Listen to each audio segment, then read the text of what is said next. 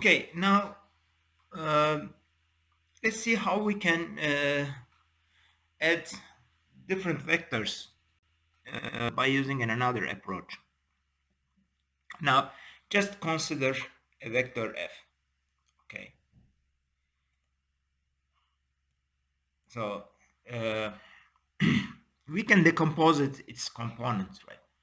Now we have Cartesian coordinate system. This is what we use in general. Certainly, in case of a plane, we can define only two components of the force, x and y. Component of the Cartesian vector x and y directions. And indeed, we can decompose the force vector, the vector f, into its components along x direction and along y direction. Certainly, the component of f along x direction is fx, and the along y direction is fy. Therefore, we can easily say that the vector f is nothing more than summation of fx and fy. Okay, now this is one thing, but here how we can define define fx and fy in an efficient way. That is the question. Now remember how we define the distances. Now we have a base unit, right? Meters. And when we're talking about a distance, we are saying that 10 meters, 12 meters, 1000 meters. But the base unit is meter. So we are talking about a meter. Or one tile, two tile. So we have a base for something. Now, while working with the vectors, we also have a vector, base unit, which we call unit vector. Now, along x direction, we call this unit vector, we write it as I. So its magnitude is 1 in the direction of x. And it doesn't have any component in the y direction. And in case of when we're talking about the y direction, we have the unit vector j. Again, it doesn't have any component, and it has only component in y direction. It doesn't have any component in other directions. Now we can write fx vector and fy vector as magnitude of the fx multiplied by the unit vector. And identically, we can write the fy vector as magnitude of the fy multiplied by the unit vector in y direction. So be careful, pay attention.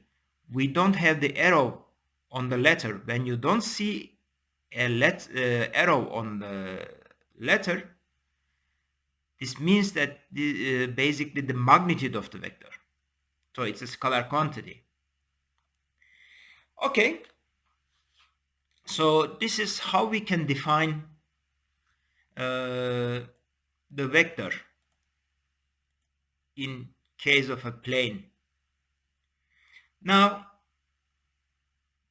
what if we have more than one vectors? Now, just consider a system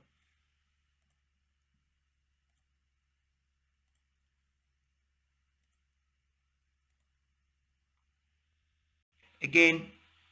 We have the coordinate system x and y. Now just draw arbitrary number of vectors. So let's say that we have 3 here. So we have f1, we have f2, and we have f3. So how we can calculate the resultant vector? Certainly, the x component of the resultant vector is nothing more than the summation of the x component of the vectors. Identically, we can say that the y component of the resultant vector is nothing more than the summation of the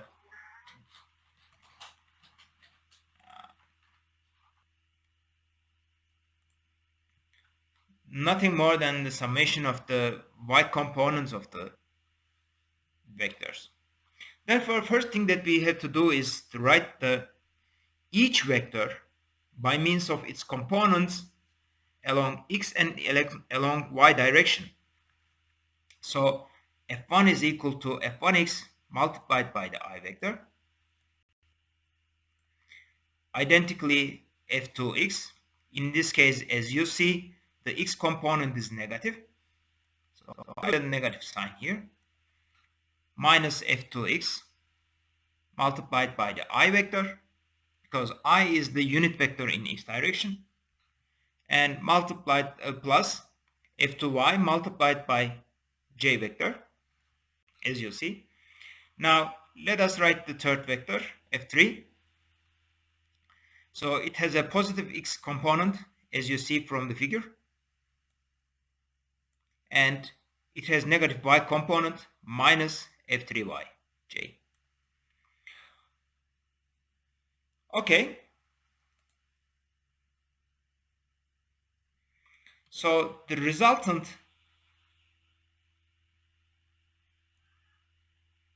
force vector is nothing more than summation of all these three vectors. Let's do this operation then.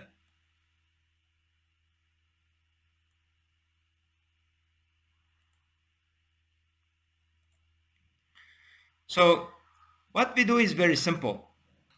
Remember that we have the I components and we just sum up the magnitude of the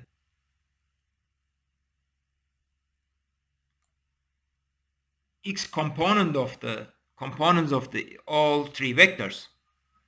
So it is f1x minus f2y plus f3x.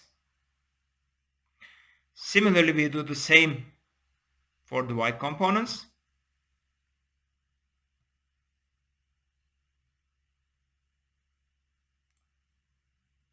So f1y plus f2y minus f3y j vector. That's okay. Now this gives us the resultant force vector. So this is nothing more than Fr. Okay, how about the magnitude of the resultant force? So we can easily calculate the magnitude of it. So squares, sum of the squares, square root of the sum of the squares will give us the magnitude of the resultant force vector. Now we need to find the direction. Let's say that it is directed it makes an angle theta with respect to x, okay, and certainly arctangent Fry divided by Frx will give us the direction of the resultant force vector.